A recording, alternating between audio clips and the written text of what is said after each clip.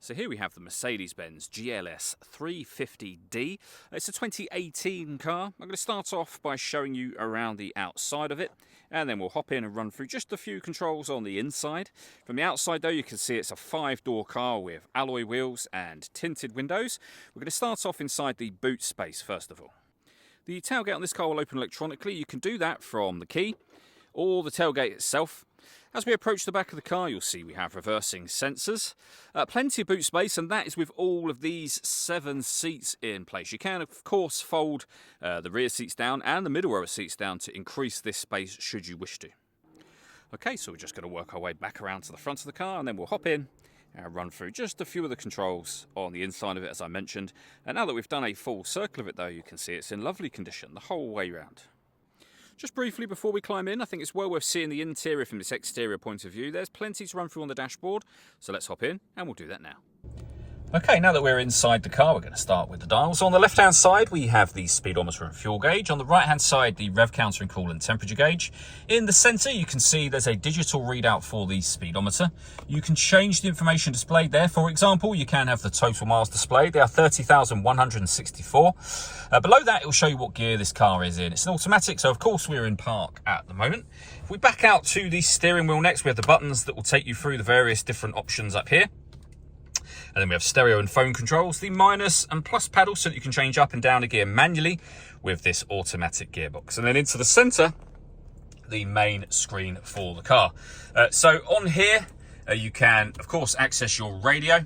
We've got FM, DAB and AM radio there. You've got internet radio, as you can see. The movement that I'm making on the screen is being done using this dial just here. You can also use the buttons here or here should you wish to. For example, we, as I say, are on the radio menu at the moment.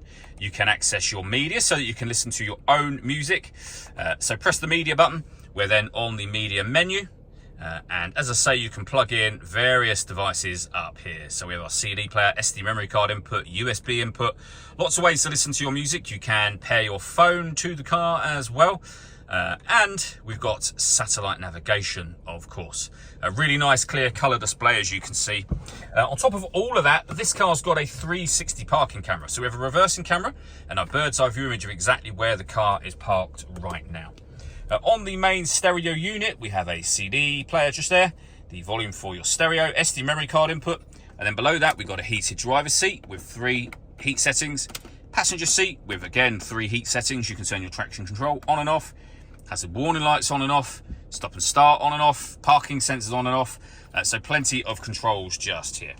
Underneath that we have dual zone climate control. You can adjust the passenger temperature, driver temperature, you can increase and decrease the fan speed, you can determine what direction you'd like the air to be distributed in, and when you're happy with those settings you can turn your air conditioning off, back on again, or hit auto.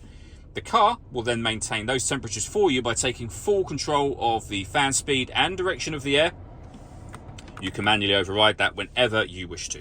We have plenty of storage down here, a 12-volt charging socket, 2 cup holders. We have various controls then for your off-road. You can see here downhill brake control, for example, and then the dials that we went through at the very beginning. The last thing I wanted to mention are the panoramic sunroofs, or the 2 or twin sunroofs. They cover, of course, a nice wide area. As you can see, that lets in a huge amount of extra light to the cabin area. You can leave it like this, but if you wish to, this front one will open as a full sliding sunroof over the top of the rear one, as you can see. All that leaves me to say is thank you for taking the time to watch this video. If you'd like to come and see the car for yourself and have a test drive, please feel free to give us a call here at West Horsley Motors. We'd love to hear from you soon.